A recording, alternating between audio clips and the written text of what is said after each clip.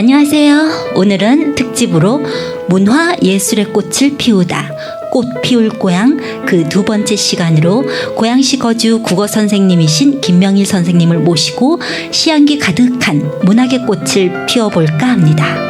학교 밖에서 학생들을 가르치는 한편 시를 통해서 부모님들이나 아이들과의 소통을 희망하는 김명일 선생님을 모시고 함께 이야기 나눠보겠습니다.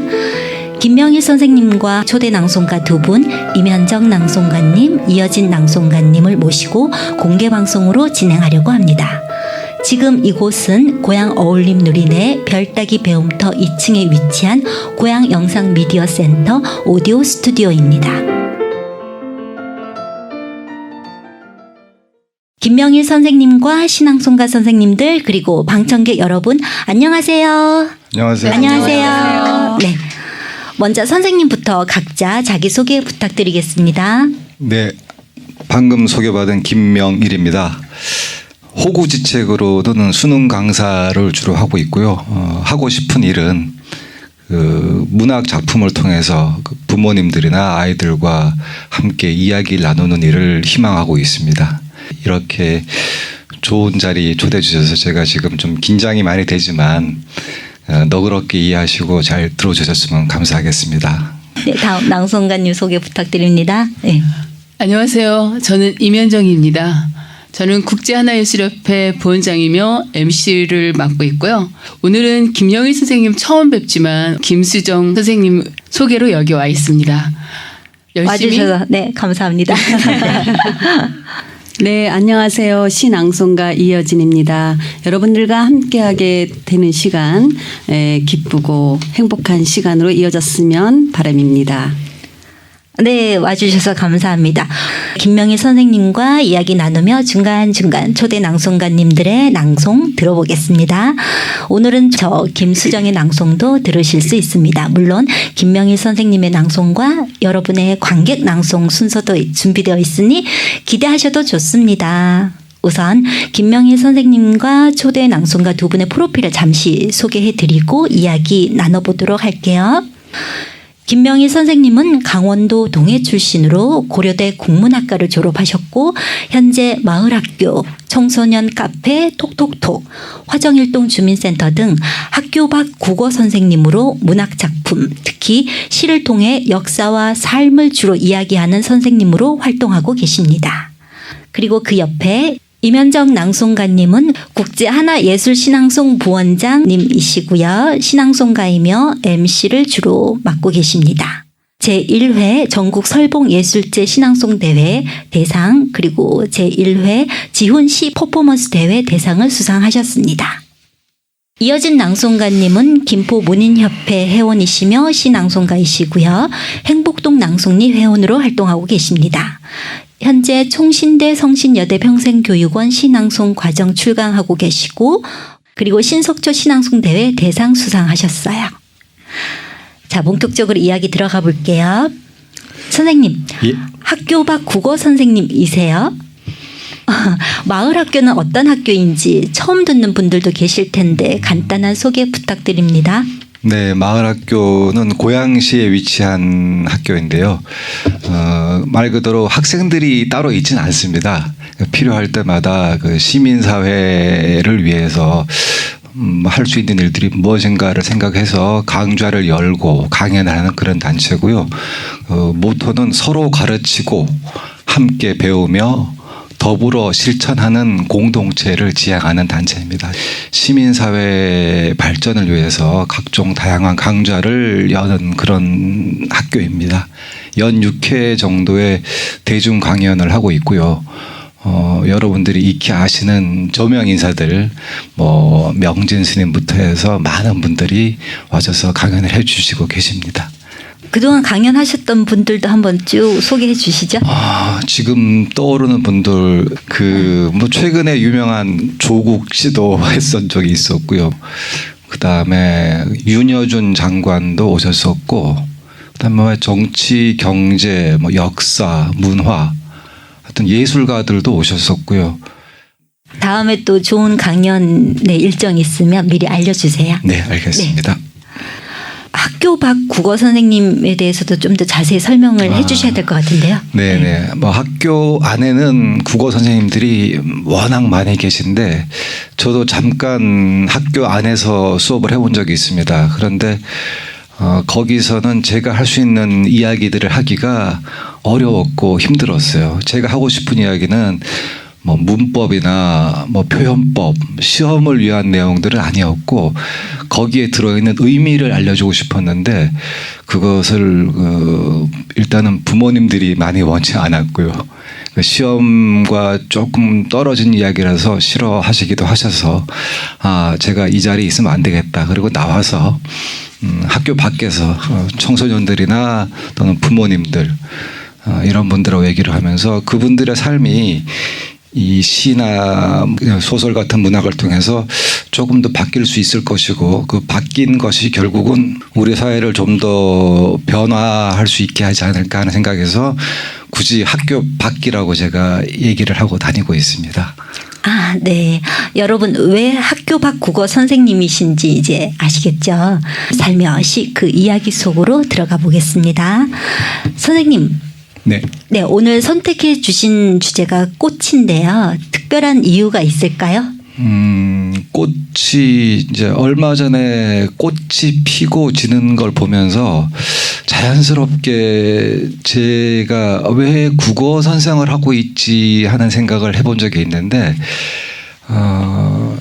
1975년도 강원도 바닷가에 동해바다에 서울에서 유명한 글귀들이 이제 내려와서 중2병을 앓고 있던 김명일이가 그 식구를 쓰기 시작했습니다. 그래서 국어 시간에 국어 수업을 안 듣고 이렇게 끄적거리는 식구가 나중에 전영록 가수의 애심으로 나왔는데요.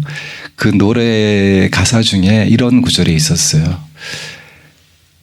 헤어질 사람이면 정들지 말고 떨어질 꽃이라면 피지를 마라. 헤어질 사랑이면 정들지 말고 떨어질 꽃이라면 피지를 마라.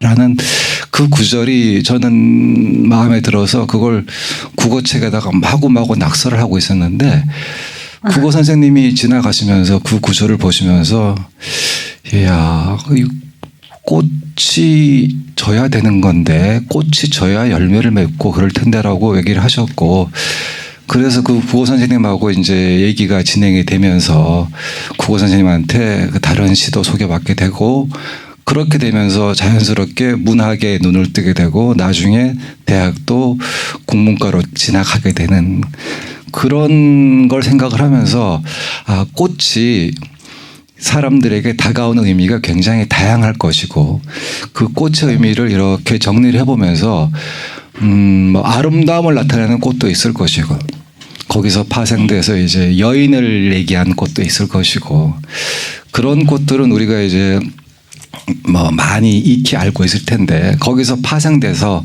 새로운 의미를 가지는 시를 한번 여러 어른들하고 같이 나눠보면 좋겠다라는 생각에서 꽃을 주제로 선택을 하게 됐습니다. 네. 그러셨군요. 남자 선생님이라 뭐 바다, 산 이런 자연이 아니라 아름다운 꽃, 여인을 상징하는. 저 굉장히 네. 여성적입니다. 네, 그런 것 같아요. 요리도 잘하신대요. 네, 그러면 처음 들려주실 시는 어떤 작품인가요? 이제 국어 시간에 기억나실 텐데요. 그 수미상관이라고 들어보셨죠? 네. 네, 수미상관. 꽃이니까 꽃이 펴야 되지 않겠습니까? 그래서 네. 처음 들려드릴 시는 제가 소개해드리고 싶은 시는 말 그대로 개화입니다. 꽃이 피어야 그 꽃이 가지는 의미를 이제 우리가 이해를 해볼 수 있을 것 같아서 개화라는 시를 했는데 첫 번째 제가 드린 시는 안도현 시인의 개화라는 시고요. 또 두 번째 역시 이호우 시인의 개화라는 시입니다.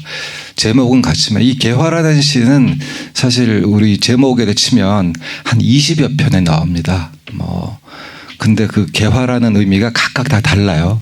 근데 여기서 안도현 시인의 개화를 소개해 드린 거는 아주 풋풋한 시절에 안도현 시인이 고등학생 때 지은 시입니다. 그래서 굉장히 생동감 있고 그 순수함이 그대로 드러나는 시라고 생각을 해서 제가 개화를 소개해 드리기로 했고요. 두 번째 이호 시인의 개화는 굉장히 짧지만 아주 생각할 것이 굉장히 많은 우주를 품은 듯한 우주를 생각해야만 될 듯한 그런 시이기 때문에 한번 생각을 해봤고 안도현 시인이 고등학교 때 쓰신 시예요? 그럼 네. 등단하시기 전에 쓴 작품이네요? 네네 그렇습니다. 표현이 보면 아주 무르익지는 않고요. 네. 조금 수식이 과한 듯한 좀 약간 유치하다고 할까요? 그런 표현들도 없진 않습니다. 그런데 이 시를 보면 1년에 보면 이제 꽃이 피기 전에 약간 긴장감이 살짝 드러나고요. 그래서 안타까운 떨림이여라는 표현이 있지 않습니까? 거기서 보면은 이제 그 꽃을 바라보는 나도 떨고 있고 꽃도 피기 전에 뭔가 무서워서 떨고 있는 표현이 있고 그러다가 이 연에서 보면 마침내 꽃이 핍니다. 그래서 화음을 뿜으며 빗장이 풀리는 소리들이라고 표현을 해서 꽃이 핀 거를 쫙 드러내고 있죠. 그 다음에 이제 희망을 노래하는 거죠. 네. 마지막 사연에 나오는 목청을 가꾸어 내일을 노래하는 마음을 가지렴 내일을 노래하는 마음을 가지렴 이렇게 반복적으로 표현을 해서 이 꽃이 피어나서 타인들에게 희망을 주면 좋겠다라는 내용이 들어있다고 판단을 했고요. 안도현 시인은 잘 아시다시피 굉장히 따뜻한 시인이지 않습니까? 그래서 너에게 묻는다도 있고 연탄 한 장 같은 시 그 연장선상에서 이해를 해보시면 좋을 것 같습니다. 그리고 두 번째 시 이호 시인의 개화는 형태를 보시면 이렇게 3연으로 되어 있는데요. 사실은 현대 시조입니다. 네. 그래서 제 1년이 초장, 2년이 중장, 3년을 종장으로 보시면 되겠죠.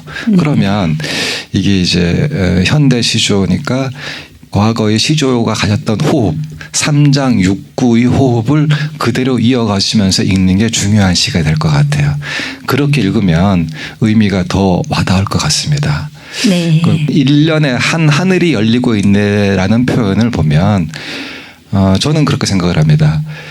우리가 단순히 꽃을 보지만 꽃 입장에서는 자기 스스로의 세계가 열리는 거거든요.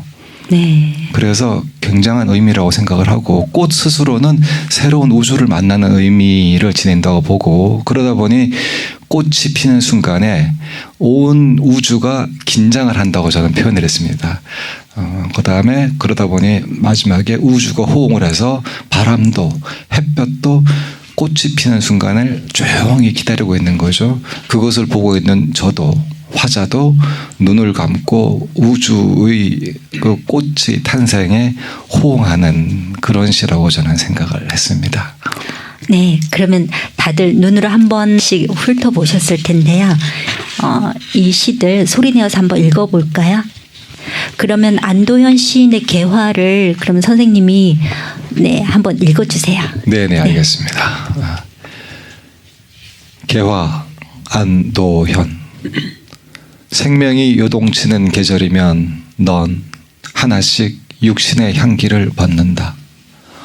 온갖 색깔을 고이 펼쳐둔 뒤란으로 물빛 숨소리 한 자락 떨어져 내릴 때 물관부에서 차오르는 긴 몸살의 숨결 저리도 견딜 수 없이 안타까운 떨림이여 허덕이는 목숨의 한 끝에서 이웃의 웃음을 불러일으켜 줄지어 우리의 사랑이 흐르는 오선의 개울 그곳을 건너는 화음을 뿜으며 꽃잎 빗장이 하나 둘 풀리는 소리들 햇볕은 일제히 꽃술을 밝게 흔들고 별무늬같이 어지러운 꽃이여 이웃들의 더운 영혼 위에 목청을 가꾸어 내일을 노래하는 마음을 가지렴 내일을 노래하는 마음을 가지렴. 네, 잘 들었습니다. 그러면 이호 시인의 개화는 제가 읽어드릴게요. 개화 이호우 꽃이 피네 한입 한입 한 하늘이 열리고 있네. 마침내 남은 한 잎이 마지막 떨고 있는 고비. 바람도 햇볕도 숨을 죽이네. 나도 가만 눈을 감네. 네, 이호우의 개화를 읽으니 꽃이 피네라는 구절에서 김소월 시인의 산유화가 연상되는데요. 꽃이 목록에 산유화도 있던데 선생님은 어떤 의미에서 두 편의 시를 선택하셨을지 어떤 연관성이 있겠지요? 이 이호 시인의 시조가 훨씬 늦게 쓰이긴 했습니다만 그 김소월 시인의 산유화의 꽃이 피네라는 구절과 이호 시인의 꽃이 피네라는 구절은 이렇게 연결이 됩니다. 그 호흡상으로도 보면 우리 김소월 시인은 주로 이제 전통적 율격, 삼음보 율격을 주로 썼고요. 이호 시인은 아까 말씀드렸듯이 사음보 율격, 이것도 전통적 율격이지 않습니까? 이 두 분의 율격이 서로 간에 매칭이 되고 의미 또한 꽃이 피는 것이 이호 시인의 개화에서 꽃이 피는 것이 어떤 탄생을 얘기하는 것처럼 김소월 시인의 산유화에서도 꽃이 피네라는 구절은 인간의 탄생을 얘기한다고 저는 생각을 해서 두 개의 의미가 연관된다고 생각을 했고요. 그 다음에 산유화 시를 보면 제가 특히 요즘 나이를 먹으면서 와닿는 부분이 이연 사행에 있는 혼자서 피어있네가 가장 마음에 와닿거든요. 그런 의미에서 제가 이 두 개를 연관지어 봤습니다. 그러면 네, 산유화 제가 들려드릴게요. 산유화 김소월. 산에는 꽃 피네 꽃이 피네 가을 봄 여름 없이 꽃이 피네. 산에 피는 꽃은 저만치 혼자서 피어있네. 산에서 우는 작은 새여 꽃이 좋아 산에서 사노라네. 산에는 꽃 지네 꽃이 지네 가을 봄 여름 없이 꽃이 지네. 네, 저만치에 대한 의미 한 번 더 짚어주셔야 될 것 같은데요. 저만치라는 이제 거리감이지 않습니까? 거리감인데 이 의미는 그 각각 개인에 따라 다를 것 같아요. 제가 어떤 사람들하고 사랑에 빠져 있다면 저만치라는 거리는 그다지 멀게 느껴지지 않을 것이고 또 제가 어떤 외로움에 빠져 있다면은 매우 멀게 느껴질 만한 거리인데 그만큼 그 사람들 간의 사이 거리가 개인이 조절할 수 있도록 그때 조절할 수 있도록 설정을 했다는 면에서 그리고 그것이 어떤 감상에 빠지거나 이러지 않고 개인이 스스로 조절할 수 있다는 면에서 저만치라는 시어가 의미 있다고 보고요. 그다음에 혼자서라는 의미가 사실은 더 강조돼야 될 것 같아요. 그 삶이라는 게 뭐 가족도 있고 사랑하는 사람도 있지만 결국 결정하고 헤쳐나가는 것은 혼자기 때문에 저만치 혼자서 다른 사람들과의 어떤 객관적 거리를 유지하면서 살아가는 것이 인생이 아니겠는가 이렇게 생각을 하고요. 그다음에 산유화라는 시를 보시면 이거는 1년과 4년이 서로 간에 구절로도 딱딱 맞아 떨어지지만 더 재미있는 건 2연이 보면 글자 수가 이렇게 좀씩 길어집니다. 행이 가면서 글자 수가 길어져요. 그리고 3년은 글자 수가 줄어듭니다. 이걸 보면서 이연은 이제 이렇게 꽃이 피어서 또 인간이 태어나서 살아가는 과정을 본다고 저는 생각을 하고 네. 3년에 들어서는 이제 아하 나의 삶이 줄어든다 이런 의미도 가져서 글자 수로도 그렇지만 그림으로도 완벽한 대칭을 이루는 시라고 생각을 하고 있고 요거는 수능에도 한번 비슷한 의미로 시험에 나온 적이 있습니다. 네. 그럼 외로움에 관한 시 수선화에게로 이야기 이어갈까요? 선생님 그럼 정호승 시인의 수선화에게 작품 설명부터 그럼 부탁드릴게요. 네, 정호성 시인의 수선화에게 뭐 제가 설명드리지 않아도 잘 아실만한 시인데요. 네. 일단 저는 그 정호승 시인에 대해서 이 시는 너무 유명하니까 설명드리기보다는 정호승 시인에 대해서만 잠깐 설명드리고 이분의 시세계와 연관해서 읽어보시면 또 다른 의미를 느끼시리라고 생각을 합니다. 이분이 네. 내신 시집을 보면 제목 자체만으로 연결이 돼요. 어떤 시를 쓰셨는지. 시집의 제목이 첫 번째 제목이 슬픔이 기쁨에게라는 시집이 나왔고요. 네. 두 번째 시집은 외로우니까 사람이다. 세 번째 시집은 바로 포옹입니다. 포옹. 안아주는 거죠. 그러니까 외로운 사람들, 소외받은 사람들에 대해서 어떻게든 다가가고 싶고 그 사람들을 안아서 같이 살고 싶어하는 마음을 지닌 시인이라고 생각을 하거든요. 뭐 보면 이 수선화라는 꽃이 사실은 나르시시즘, 뭐 전설도 제가 설명드릴 수밖에 없겠지만, 하여튼 무언가에 대해서 자기 이제 스스로를 돌아보는, 저는 이제 나르시서스를 이렇게 성찰이라는 의미로 좀 더 해석을 하고 싶은데요. 그 의미를 본다면 사람이 자기를 돌아볼 때, 아, 나는 항상 외로워. 뭐 같이 있어도 외롭고 둘이 있어도 외롭고 여럿이 있어도 외로운 것 같은데 그것은 너의 숙명이야. 그러니 그것에 대해서 힘들어하지 말고 받아들여 라고 얘기하는 것 같아서 이 시를 소개를 해봤고요. 네. 그다음에 뭐 마지막 부분에 보면 팔행부터 보면 뭐 하느님이라든지 하느님도 외로워서 눈물을 흘리시고 새들도 외롭고 산 그림자도 외롭고 종소리도 외롭습니다. 근데 외롭지만 마을을 찾아오기도 하고 서로 간에 어울려 살아가는 그런 의미를 지닌 시라고 해서 제가 생각을 한번 해봤습니다. 네. 정말 그 시집 제목이 연결이 되네요. 네. 네. 그럼 이쯤에서 초대 낭송가 임현정 낭송가님의 목소리로 정호승 시인의 수선화에게 청해 듣겠습니다. 여러분 큰 박수 부탁드릴게요. 네. 수선화에게 정호승. 울지 마라. 외로우니까 사람이다.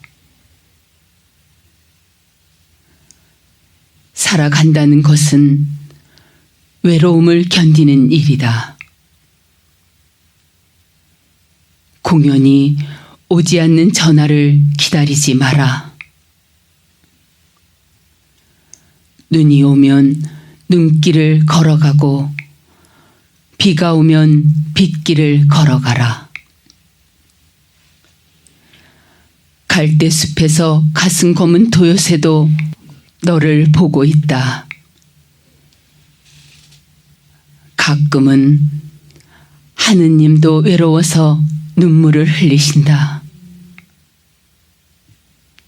새들이 나뭇가지에 앉아 있는 것도 외로움 때문이고 내가 물가에 앉아 있는 것도 외로움 때문이다. 산 그림자도 외로워서 하루에 한 번씩 마을로 내려온다. 종소리도 외로워서 울려 퍼진다.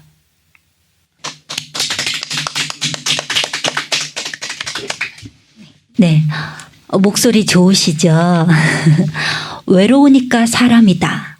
정호승 시인은 수선화의 연약한 꽃대가 인간의 연약한 모습으로, 또 수선화의 연노란 꽃빛이 인간의 외로움의 빛깔처럼 느껴져서 이 시를 쓰게 되었다고 하셔요. 그리고 살아간다는 것은 외로움을 극복하는 게 아니라 견디는 일이다라고 표현하셨는데요. 잠시 제가 책을 잠깐 보여드릴게요.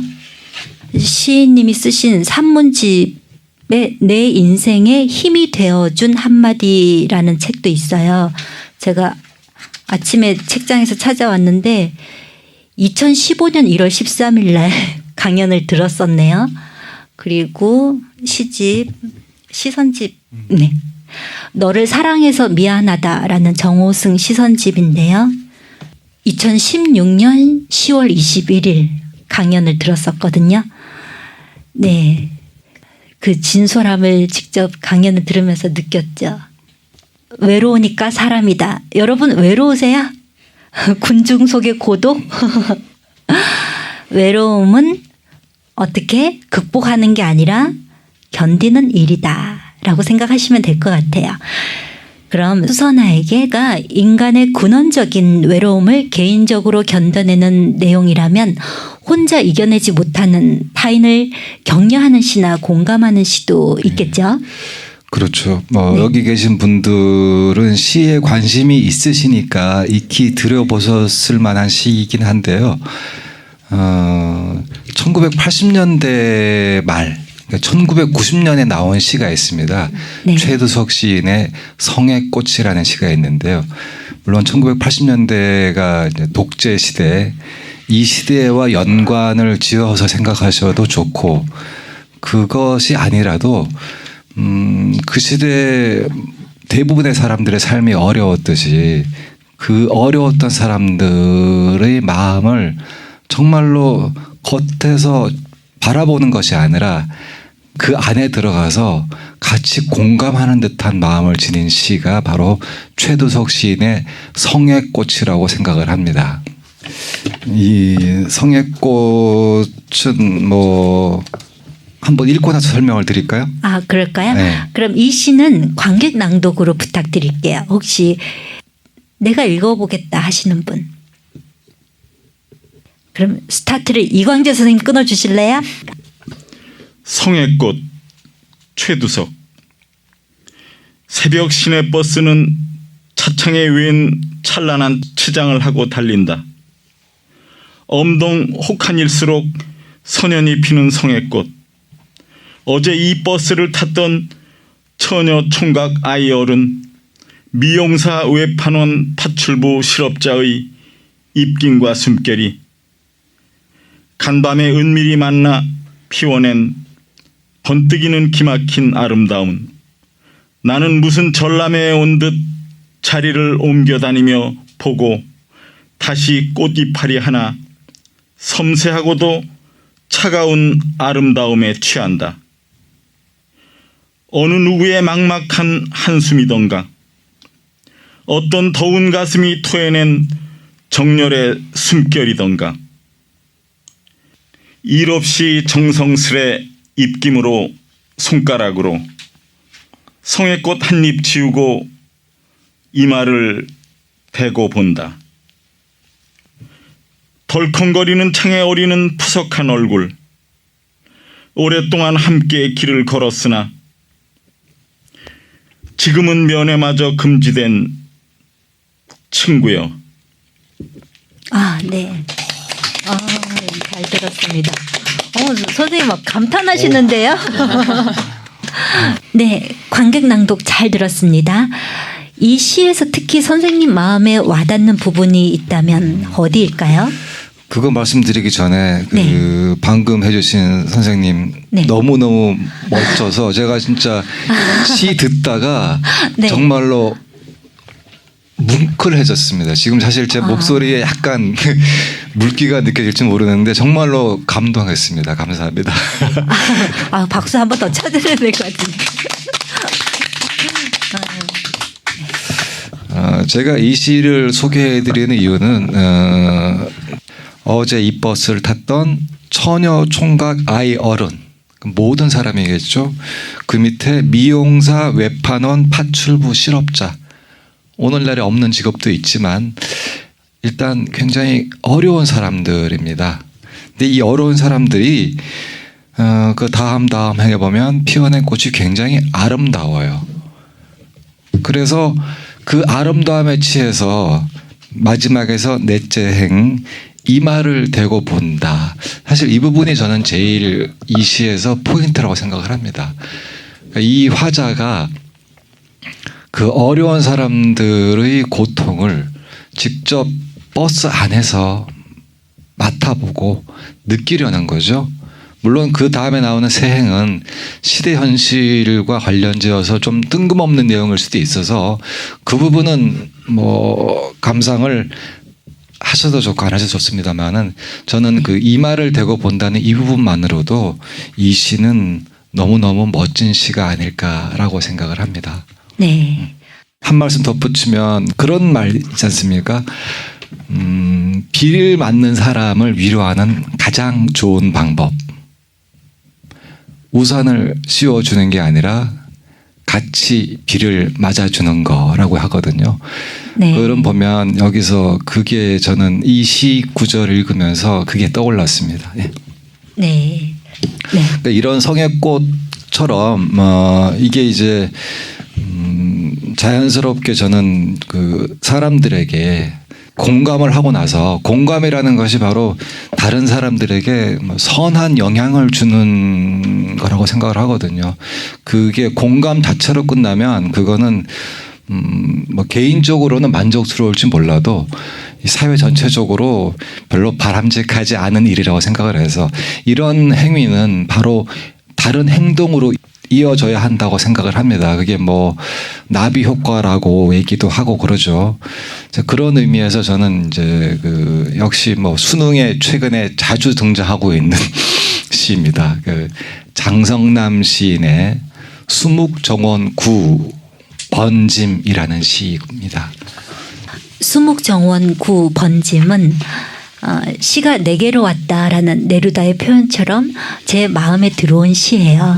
그런 시들이 여러 편 있지만 그럼 수묵정원9 번짐도 관객 낭독으로 한번 들어볼까요? 네. 그럼 최상규 선생님. 네. 수묵정원9 번짐. 장성남. 목련꽃은 번져 사라지고 여름이 되고 너는 내게로 번져 어느덧 내가 되고 나는 다시 내게로 번진다. 번짐. 번져야 살지. 꽃은 번져 열매가 되고 여름은 번져 가을이 된다. 번짐. 음악은 번져 그림이 되고 삶은 번져 죽음이 된다. 죽음은 그름으로 번져서 이 삶을 다 환히 밝힌다. 또 한 번 저녁은 번져 밤이 된다. 번짐. 번져야 사랑이지. 산기슭의 오두막 한 채 번져서 봄나비 한 마리 날아온다. 네, 잘 들었습니다. 수고하셨습니다. 감사합니다. 네. 여름이 번져 가을이 되고 번짐. 번져야 사랑이지. 이 가을 여러분 마음에도 사랑 가득 번지시길 바랍니다. 개화를 시작으로 산유화, 수선화에게 성의꽃, 수묵정원9 번짐까지 선생님의 이야기와 낭송가님들의 낭송 그리고 관객 여러분의 낭독 잘 들어봤는데요. 꽃에 대한 시, 여러분이 알고 있는 시는 어떤 시가 있을까요? 꽃을 주제로 한 시. 한번 여러분이 뭐 좋아하는 애송시라든가 알고 있는 꽃에 관한 시 뭐가 있을까요? 풀꽃, 나태주 시인의 풀꽃. 또 꽃 누구의? 김춘수의 김춘수 시인의 꽃, 뭐 이육사 시인의 꽃도 있죠, 선생님. 또 네. 김소월의 진달래. 김소월의 진달래, 진달래 꽃. 예. 그죠? 제목은 진달래 진달래 꽃이죠. 진달래 꽃 시집 제목이랑 같은. 네. 뭐 인연 소설이나 행복 이런 데도 다 꽃이 나오죠, 그렇죠? 배롱나무 꽃그늘 아래 피다 곽효한 시인의 이런 시도 있고. 꽃에 대한 시 정말 많죠. 네, 그 중에서도 여러분이 다 아는 국민 애송시 김춘수의 꽃을 빼놓을 수 없겠죠. 네, 이어진 낭송가님의 목소리로 들어볼까요? 여러분 큰 박수 부탁드립니다. 꽃 김춘수. 내가 그의 이름을 불러주기 전에는 그는 다만 하나의 몸짓에 지나지 않았다. 내가 그의 이름을 불러주었을 때 그는 나에게로 와서 꽃이 되었다. 내가 그의 이름을 불러준 것처럼 나의 이 빛깔과 향기에 알맞는 누가 나의 이름을 불러다오. 그에게로 가서 나도 그의 꽃이 되고 싶다. 우리들은 모두 무엇이 되고 싶다. 나는 너에게, 너는 나에게 잊혀지지 않는 하나의 의미가 되고 싶다. 네, 잘 들었습니다. 김춘수 시인의 꽃. 그럼 꽃에 대한 작품 이야기도 한번 들어볼까요? 선생님. 네. 제가 이 시에 눈을 뜬 거는 아마 중3 때였을 겁니다. 그 옆에 여자중학교 학생에게 편지를 쓰려고 아마 이렇게 심오한 시인 줄은 몰랐고 그 당시에 그냥 뭐가 되고 싶다.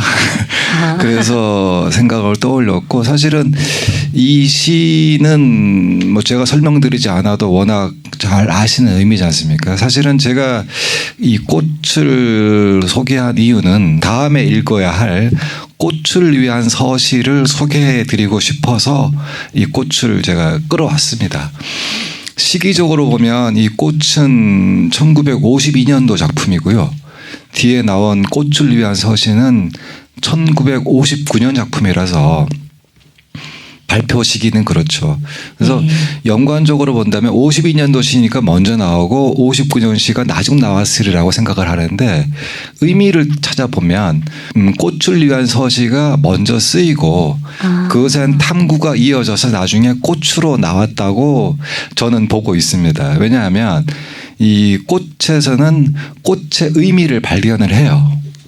꽃이 이제 너에게 어떤 의미 있는 무엇인가로 나오고 호명을 하게 되는데, 꽃을 위한 서시를 보면 맨 마지막 한번 넘겨보실까요? 네. 꽃을 위한 서시 마지막 면을 보게 되면 내가 찾고 싶은 꽃, 이제 신부로 이름이 바뀌었는데 얼굴을 가리고 있어요. 아직도 꽃이 무엇인가를 찾지 못한 상태거든요. 그래서 발표 시기만으로 본다면 꽃을 위한 서시가 뒤늦게 나왔지만, 그 꽃이라는 본질적 의미를 탐구하는 과정으로 본다면 꽃을 위한 서시가 먼저 나오고 그것에 대한 탐구가 이어져서 꽃의 의미를 발견하는 과정이라고 보시면 될 것 같습니다. 꽃을 위한 서시가 59년, 꽃이 52년이니까 발표 시기상으로는 뒤바뀌었지만 제가 생각하는 의미로 본다면 김춘수 시인이 꽃을 위한 서식을 먼저 생각을 했었고 그 다음에 꽃을 나중에 쓰지 않았을까라는 게 제 생각입니다. 네. 네. 명확한 창작 시기가 더 빠르다는 그런 의미는 아닙니다. 의미는 네. 아니니까. 제가 의미상으로 네, 봤을 때 네. 그런 과정이 있지 않았을까 생각을 하는 겁니다.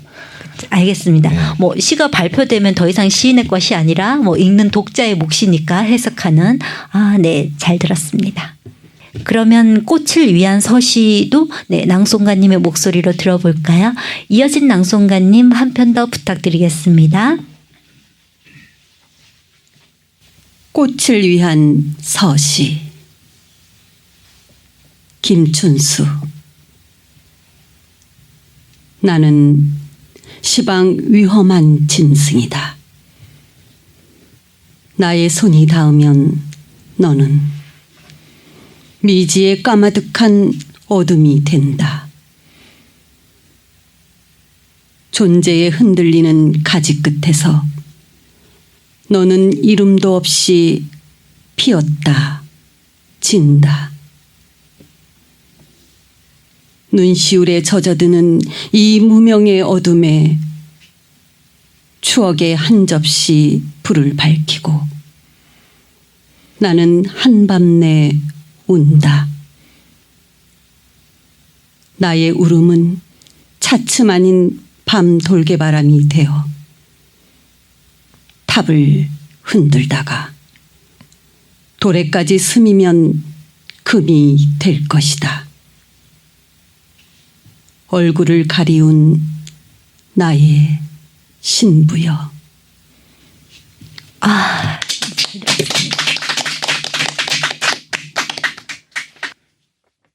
작품에 대한 이야기를 듣고 낭송을 들으니까 좀 더 잘 이해가 되시죠? 네. 선생님 다음은 어떤 꽃일까요?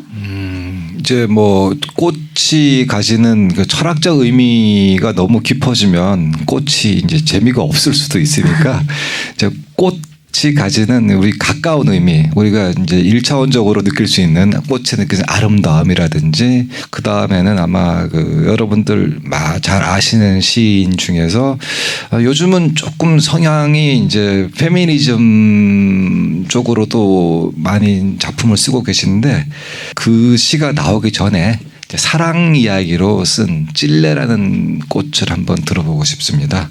바로 낭송 들으시면 어떨까요? 네, 그러면 이면정 낭송가님, 네, 문정희 시인의 찔레 청해 듣겠습니다. 찔레. 문정희.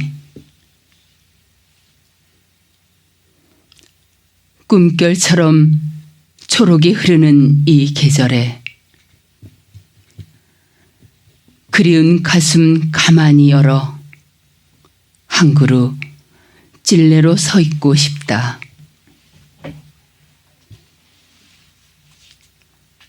사랑하던 그 사람, 조금만 더 다가서면 서로 꽃이 되었을 이름. 오늘은 송이 흰 찔레꽃으로 피워놓고 먼 여행에서 돌아와 이슬을 털듯 추억을 털며 초록 속에 가득히 서 있고 싶다. 그대 사랑하는 동안 내겐 우는 날이 많았었다. 아픔이 출렁거려 늘 말을 잃어갔다.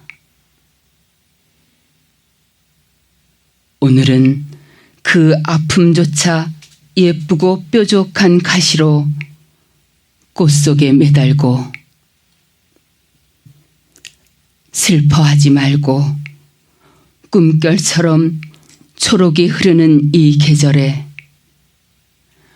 무성한 사랑으로 서 있고 싶다. 네.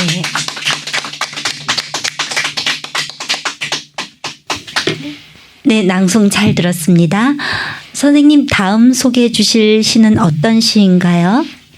다음 소개해드리고 싶은 시는 네, 제가 그 14편의 시를 오늘 갖고 왔는데요. 이 중에서 세 개를 꼽으라면 세 개 중에 하나를 꼽고 싶은 시고요. 특히 여기 계신 이제 여성분들, 뭐 아버님들도 관계가 없는 건 아니지만 이 어머니들이 여기서 나를 본인으로 생각을 하시고 당신을 아이로 생각하면 더 좋을 시라고 생각을 합니다. 물론 교과서에서 가르치기는 나는 나뭇가지요, 당신은 꽃이라고 가르치고 있습니다만 그 나뭇가지에서 꽃을 피워내는 과정이 아이를 낳고 기르고 보내는 과정까지 너무나 똑같은 것 같아서 이 시를 추천을 드리고 싶고요. 이 시도 한번 좀 낭송가님 소리로 한번 꼭 듣고 싶습니다. 그럼 네, 이어진 낭송가님의 목소리로 꽃피는 시절 네 부탁드립니다. 꽃 피는 시절. 이성복. 멀리 있어도 나는 당신을 압니다. 귀먹고 눈먼 당신은 추운 땅속을 헤매다 누군가의 입가에 잔잔한 웃음이 되려 하셨지요. 부르지 않아도 당신은 옵니다. 생각지 않아도 꿈꾸지 않아도 당신은 옵니다. 당신이 올 때면 먼 발치 마른 흙더미도 고개를 듭니다. 당신은 지금 내 안에 있습니다. 당신은 나를 알지 못하고 나를 벗어나고 싶어 몸부림하지만 내게서 당신이 떠나갈 때면 내 목은 갈라지고 실핏줄 터지고 내 눈, 내 귀, 거덜난 몸뚱이 갈갈이 찢어지고 나는 울고 싶고 웃고 싶고 토하고 싶고 벌컥벌컥 물사발 들이켜고 싶고 길길이 날뛰며 절편보다 희고 고운 당신을 입잎이 배탄을 테지만 부서지고 무너지며 당신을 보낼 일이 아득합니다. 굳은 살가죽에 불 댕길 일 막막합니다. 불탄 살가죽 뚫고 다시 태어날 일 꿈 같습니다. 지금 당신은 내 안에 있지만 나는 당신을 어떻게 보내드려야 할지 모르겠습니다. 조각만한 손으로 뻗센 내 가슴 쥐어뜯으며 발 구르는 당신.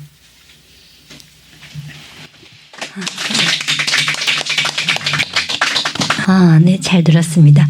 그 세 편 베스트 3가 그럼 꽃피는 시절과 나머지 두 작품은? 그 다음에 제가 낭독을 할 그런가요?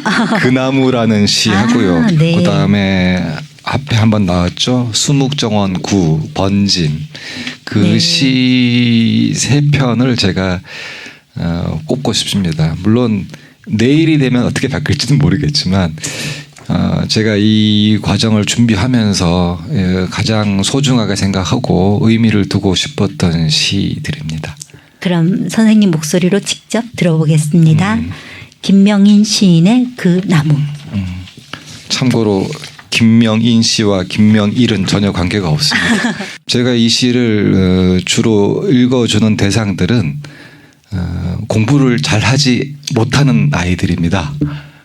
그리고 크게 두각을 나타내지 못하는 아이들, 너희들도 괜찮아 라고 얘기할 때 읽어주는 시가 바로 이 그 나무란 시입니다. 그 나무 김명인. 한 해의 꽃잎을 며칠 만에 활짝 피웠다 지운 벚꽃 가로 따라가다가 미처 제 꽃 한 송이도 펼쳐들지 못하고 멈칫거리는 늦된 그 나무 발견했지요.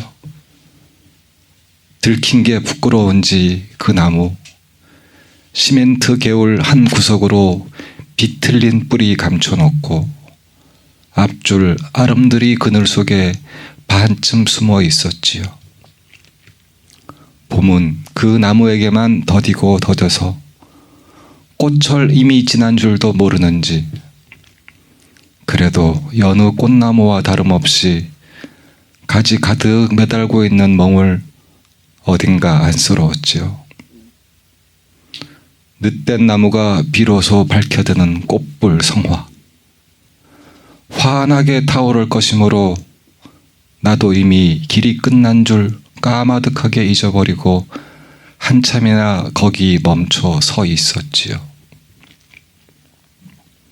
산에서 내려 2달거리나 제자리를 찾지 못해 헤매고 다녔던 저 난만한 봄길 어디 늦깎이 깨달음 함께 얻으려고 한나절 나도 병든 그 나무 곁에서 서성거렸지요.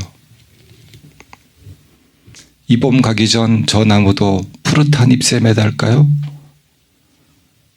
무거운 청록으로 여름도 지치고 말면 불타는 소신공양 틈새 가난한 소지 저 나무도 가지가지마다 지펴 올릴 수 있을까요? 네, 저는 낭독 잘 들었습니다.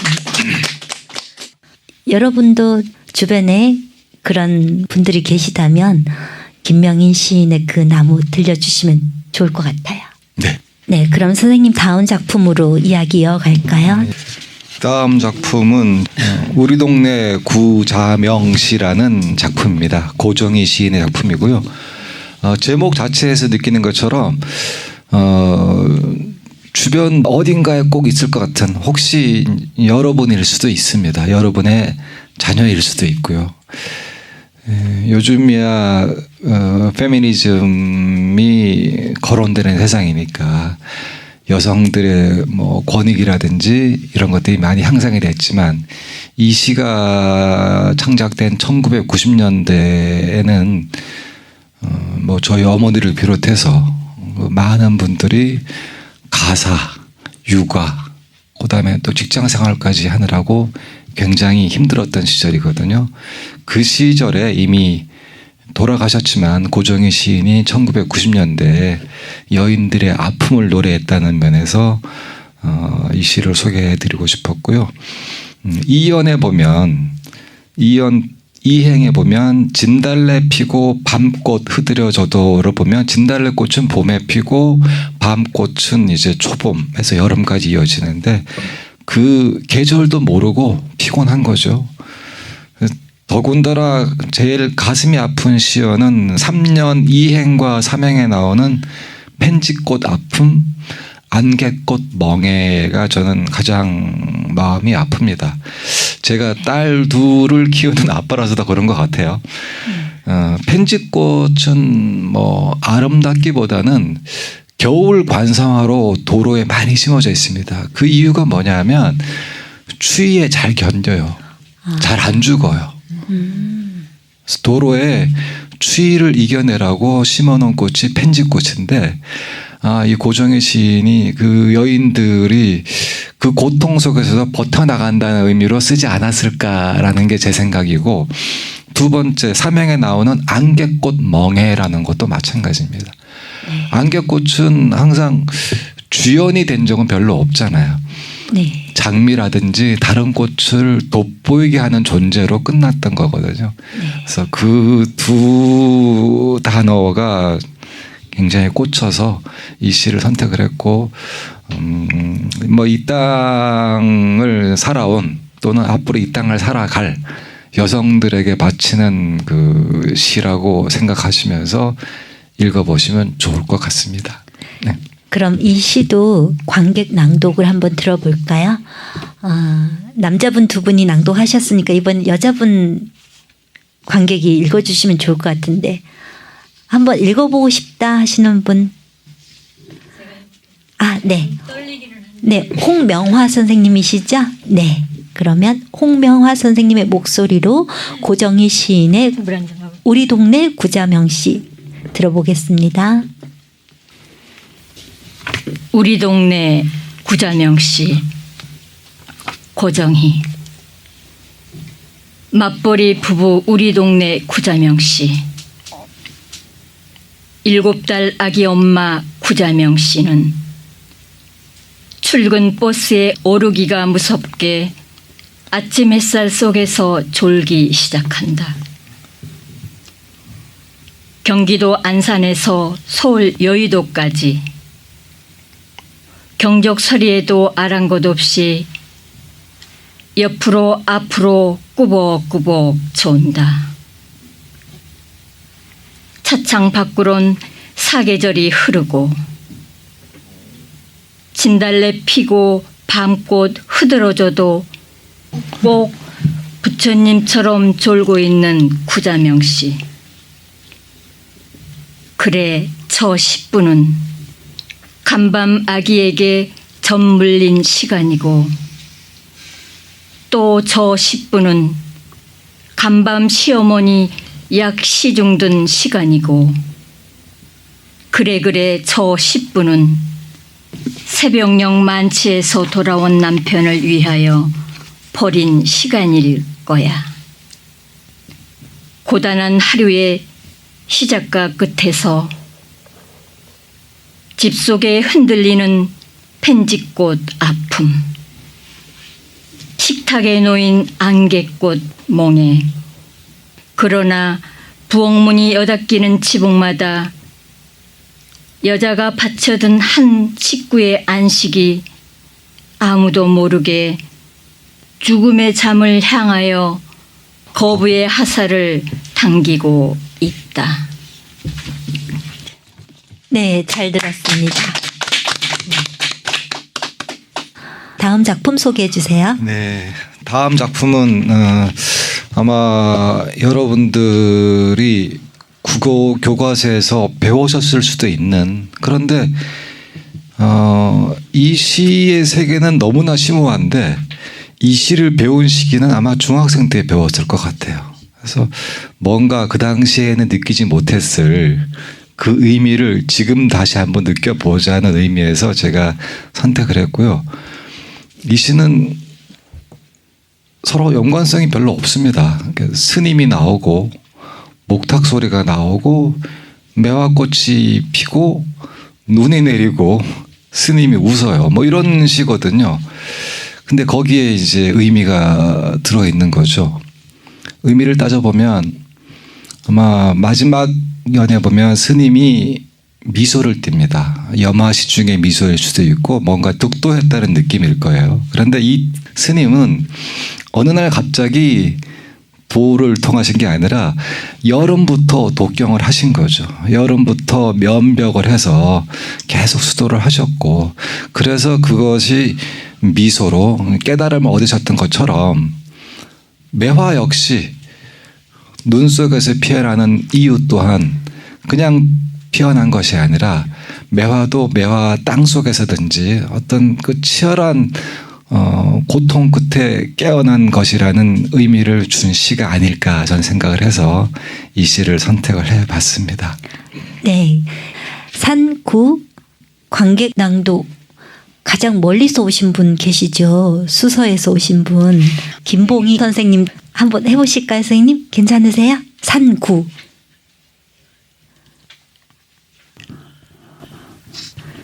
산구 김광림. 한여름에 들린 가야산 독경 소리. 오늘은 철 늦은 서설이 내려 비로소 벙그는 매화 봉오리. 눈 맞는 해인사 12 암자를 오늘은 두루 한 겨울. 면벽한 노숙 눈매에 미소가 돌아. 아, 네.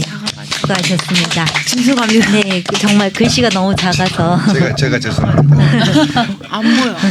네. 10대들용 유인물을 나눠주셔가지고. 네, 관객 낭독 잘 들었습니다. 아, 지금 이곳은 가장 가까운 전철역이 화정 원당인데 3호선 끝 수서에서 오셨어요. 네, 멀리서 와주셔서 감사합니다. 어느덧 마지막 작품이에요. 개화로 꽃시의 문을 열었는데 닫는 시로 낙화를 준비하셨어요. 수미상관. 네, 역시 국어 선생님다운 배치입니다. 네, 그럼 이 작품은 제가 낭송 들려드릴게요. 낙화. 이형기. 가야 할 때가 언제인가를 분명히 알고 가는 이의 뒷모습은 얼마나 아름다운가. 봄 한철 격정을 인내한 나의 사랑은 지고 있다. 분분한 낙화 결별이 이룩하는 축복에 쌓여 지금은 가야 할 때. 무성한 녹음과 그리고 머지않아 열매 맺는 가을을 향하여 나의 청춘은 꽃답게 죽는다. 헤어지자 섬세한 손길을 흔들며 하롱하롱 꽃잎이 지는 어느 날 나의 사랑, 나의 결별, 샘터에 물 고이듯 성숙하는 내 영혼의 슬픈 눈.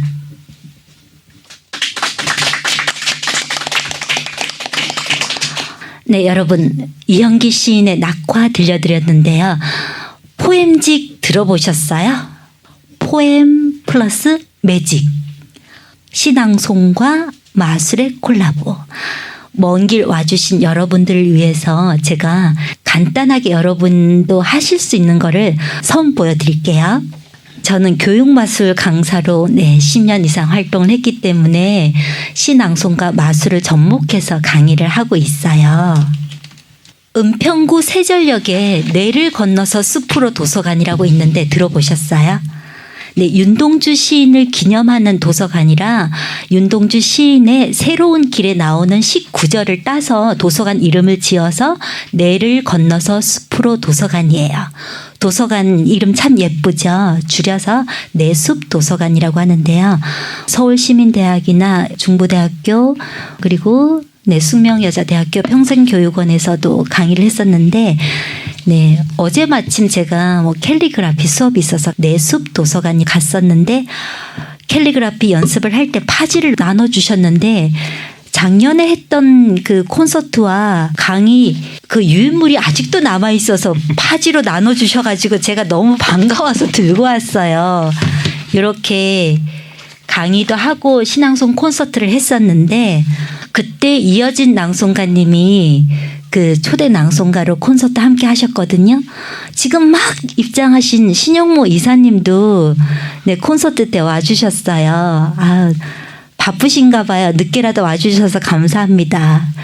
제가 그 포엠집 수업에 했었던 그 레파토리 중에 하나를 선보여 드릴게요.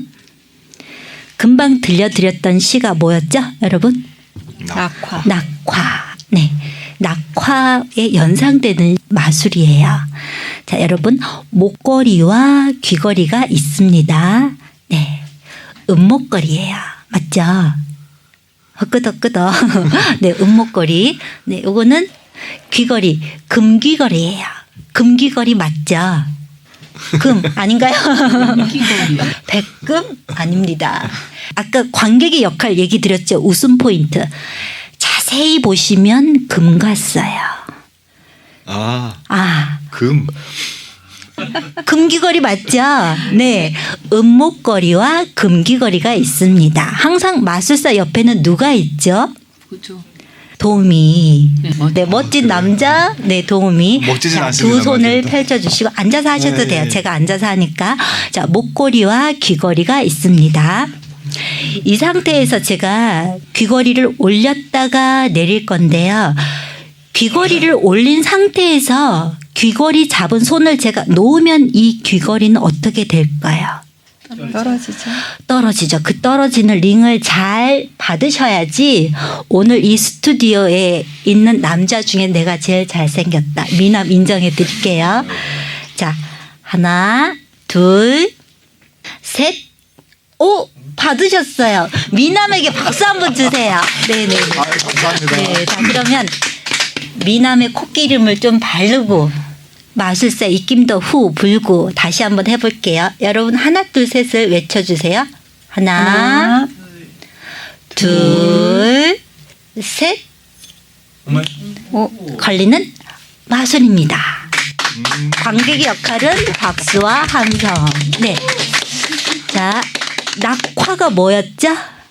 떨어지는 링이 떨어지면서 목걸이에 걸리는 마술을 보여드렸는데요. 낙화를 비롯해서 사랑의 물리학 그리고 김수영 시인의 폭포 네, 여러 가지 떨어지는 것과 관련된 시들과 드롭링 투 매직을 연결을 해서 제가 강의했던 한 레파토리를 여러분한테 보여드렸는데요. 네, 여러분 마술 재밌으셨나요? 네. 혹시 마지막 못다한 이야기나 짧게 네 선생님부터 한마디씩 해주시고 마무리할게요. 네. 여러모로 부족한 거 자격도 모자란데 같이 들어주시고 또 호응도 해주셔서 굉장히 저에게는 힘이 많이 되고 자신감도 상승하는 계기가 됐습니다. 앞으로 뭐 이런 자리가 또 있으면 조금 더 큰 활자로 준비해서 다시 한번 오도록 하겠습니다. 불러주십시오. 감사합니다. 네, 2탄을 기대해 주세요. 네, 낭송가님들도 한마디씩. 네. 네, 이렇게 가까이서 낭송을 하다 보니까 더 가족 같은 분위기인 것 같아요. 좀 틀린 것도 지적하고 서로 이렇게 피드백을 해주는 게 네. 서로에게 도움이 되지 않았나 그런 생각이 듭니다. 아, 네, 저도 좋았습니다. 네. 네, 꽃에 대한 깊은 의미를 표현해 주시고 들려주신 우리 김명일 선생님께 감사의 박수를 드리고요. 네, 네. 네, 저는 오늘 이렇게 꽃에 대한 공부를 하면서 나름대로 그 생각을 해봤는데요. 아주 그 추운 겨울을 이겨낸 그 나무 두꺼운 표피에서 새싹이 돋아나잖아요. 그 새싹이 빛이 지나가는 자리마다 꽃망울이 피어오르잖아요. 그러한 것을 생각을 하면서 엄마의 그 산고의 진통을 겪어낸 아기의 탄생과 연관지어서 그렇게 생각을 해봤습니다. 좋은 시간이었습니다. 네. 네, 말씀 감사합니다. 네. 네. 네, 지금까지 특집 문화의 꽃 피울 고향 고양시 거주 학교 밖 국어 선생님 김명일 선생님 편 공개 방송에 함께해 주신 김명일 선생님, 이면정 낭송가님, 이어진 낭송가님 그리고 방청객 여러분 모두 감사합니다. 다음에 뵐 때까지 살며시와 함께 건강하고 행복한 가을 보내시길 바랍니다.